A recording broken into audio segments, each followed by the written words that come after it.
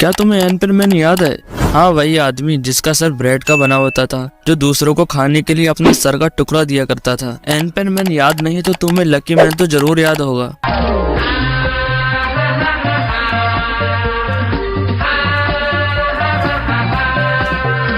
अगर मैं बात करूँ 20s के एनिमे या कार्टून शोज के बारे में तो हमारे दिमाग में ये सब आते हैं, लेकिन इसका मतलब क्या ये है कि हमने बचपन में बस 4-5 कार्टून ही देखे हैं? नहीं ना।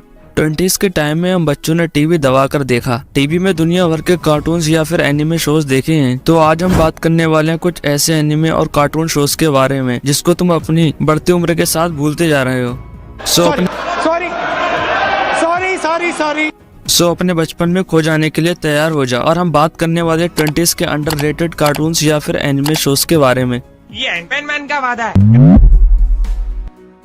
एनपैनमैन शो की कहानी एक एनपेन की है और एनपेन जापान का एक ब्रेड है जिसके अंदर एनको की फीलिंग की जाती है। इस शो के अंदर दो मेन कैरेक्टर एनपेनमैन और कालिया होते हैं। कालिया बेसिकली इस शो का मेन विलेन होता है। कालिया बेसिकली एक मक्खी होता है जो हर ब्रेड का दुश्मन होता है और कालिया की जिंदगी का एक ही मकसद होता है, एनपेनमैन को हराना। और क्या तुम्हें एक बात याद है, इस शो में कभी भी किसी बच्चों को भूख लगती थी तो एनपेनमैन अपने सिर का टुकड़ा तोड़कर उसे खाने को दे दिया करता था। और मजे की बात तो यह थी कि वह अपना सिर चेंज भी कर सकता था। इस शो में कुछ दूसरे भी कैरेक्टर थे, लाइक उसके पापा जो उसके लिए सिर बनाते थे। और क्या तुम्हें पता है बीटीएस ने भी एनपेनमैन से इंस्पिरेशन लेकर अपना खुद का एक सॉन्ग बनाया है और एनपेनमैन के नाम पर गिनीज वर्ल्ड रिकॉर्ड भी दर्ज है, जो कि है most character in single anime series. इस एनिमेशन सीरीज में 1768 डिफरेंट कैरेक्टर दिखाए गए हैं अब तक। देखता है क्या रसूला गया, आ गया, आ गया, आ गया, आ गया, देखता है क्या रसूला गया। ये इंट्रो सुनकर तुम्हारे बचपन की यादें और ताजा हो गई होंगी। गोची कामे स्टोरी है एक पुलिस ऑफिसर। अगर बात करें इसके कैरेक्टर की, एक है रियोको, इसके साथ साथ है नागा कामा। ये आदमी हद से ज्यादा अमीर और अपने रियोसान का कॉम्पिटिटर भी है।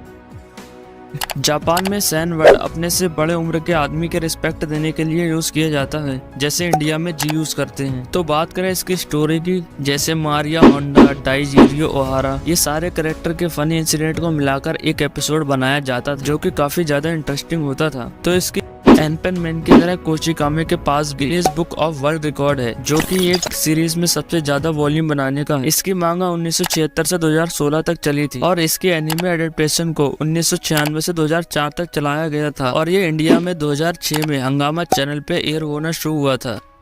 इसका गुड लक तगड़ा है और किस्मत का है बड़ा ये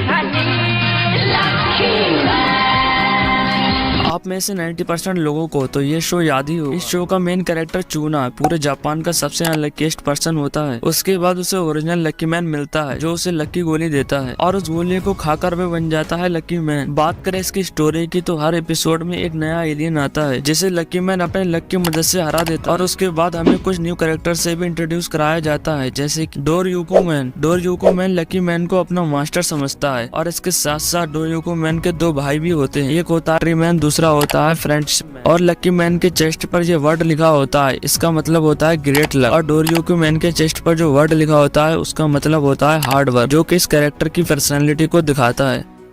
हैंडीमैन शो का मेन कैरेक्टर मैन, जो कि एक रिपेयर शॉप चलाता है और उसको रोजाना फोन आते हैं किसी का कुछ टूट गया तो वो उसको रिपेयर करने जाता है। और मैनी के साथ साथ होते हैं उसके कुछ टूल्स जो कि बोल सकते हैं। ये कैनेडियन सीजीआई मेड शो था जो कि 2006 में बनाया गया था। मैनी का पूरा नाम मैनुअल इटीवज गार्सिया।